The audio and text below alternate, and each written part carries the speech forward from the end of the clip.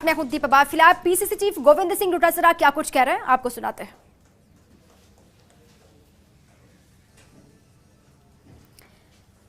PCC chief Govind Singh Dotasra की ये तस्वीरें आपको दिखा रहे हैं। सुपर एक्सक्लूसिव तस्वीर है। थोड़ी देर के बाद वो अपनी बात रखेंगे।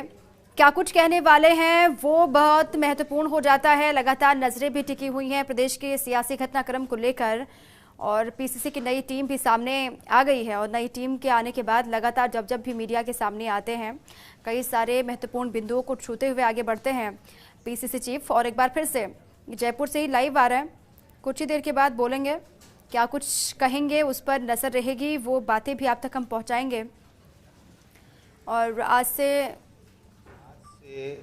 आपको सुनाते हैं क्या कुछ कह रहे हैं। हमारे जो स्कूल 9th से लेकर के 12th तक के खुले हैं, हमें खुशी है कि इस कोरोना संक्रमण से बचकर के हम लोग आज स्कूल खोल पाए हैं। मार्च में बंद हुए थे स्कूल और मार्च के बाद में अब हम स्कूल खोल पाए। आज मुख्यमंत्री जी की मंशा के अनुरूप हमने सभी स्कूलों में, सभी ब्लॉक्स में हमने आरएस अधिकारी, आईएएस अधिकारी, शिक्षा विभाग के तमाम वो अधिकारी, उनको सबको भेजा। और एसओपी पहले हमने जारी कर दी थी कि ये गाइडलाइन रहेगी कोरोना से बचाव के लिए, बच्चों के लिए सोशल डिस्टेंसिंग इस तरीके से रहेगी, इस तरीके से सैनिटाइजर की व्यवस्था रहेगी, हाथ धोने की साबुन की व्यवस्था रहेगी, मास्क की व्यवस्था रहेगी, बच्चों के बैठने की। मैंने स्वयं ने आज 10:10 के ऊपर महात्मा गांधी इंग्लिश स्कूल जो हमारी सीकर के उसका निरीक्षण किया। उसके बाद में गोकलपुरा 2 स्कूलें हैं उनका, महात्मा गांधी जी के नाम से जो इंग्लिश मीडियम स्कूल है उसका, और एक सीनियर स्कूल थी बालिका उसका, एक बावड़ी स्कूल का निरीक्षण किया, एक जयपुर में हरमाड़ा स्कूल का निरीक्षण किया। सब जगह एक जो अच्छी बात मिली वो ये मिली कि प्रत्येक बच्चा मास्क और सोशल डिस्टेंसिंग के साथ था।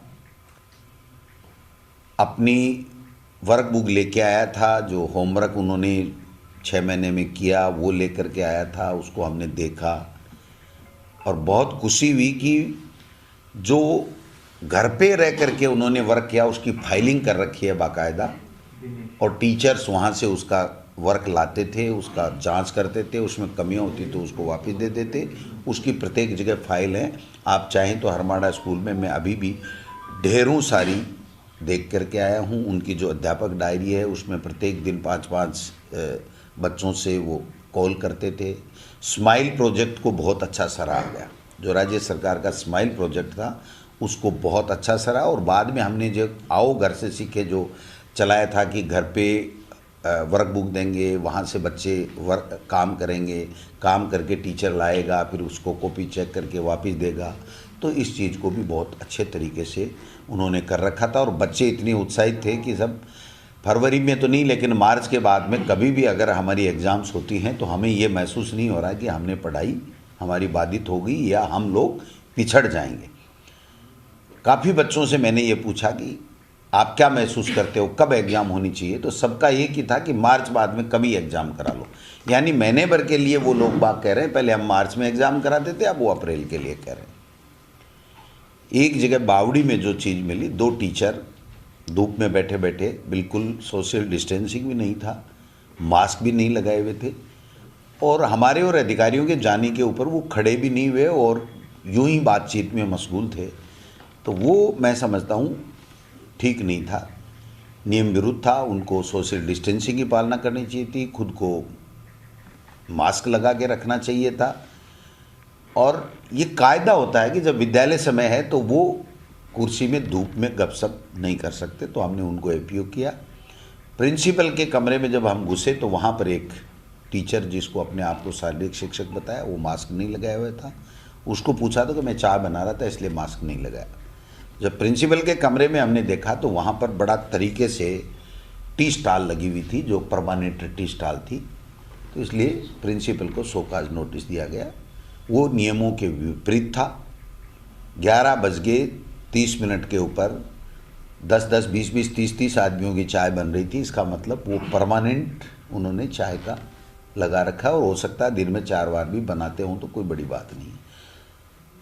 तो ये चीज़ ज़रूर कमी लगी। एक जो महात्मा गांधी इंग्लिश स्कूल थी उसके सामने गेट के पास में थोड़ा सा गंदगी कचरा पड़ा था, वो हमने तत्काल एडीएम को साथ में थे तो उनको बता दिया और वो कचरा उठ गया। बाकी जगह जो स्टूडेंट्स में कॉन्फिडेंस देखा गया, जो टीचर्स का डेलीगेशन देखा गया। तो लंबे इंतजार के बाद आज से स्कूल खुले हैं और उसी को लेकर जानकारी शिक्षा मंत्री गोविंद सिंह डोटासरा आपको दे रहे थे। सिंह डोटासरा क्या कुछ कह रहे हैं?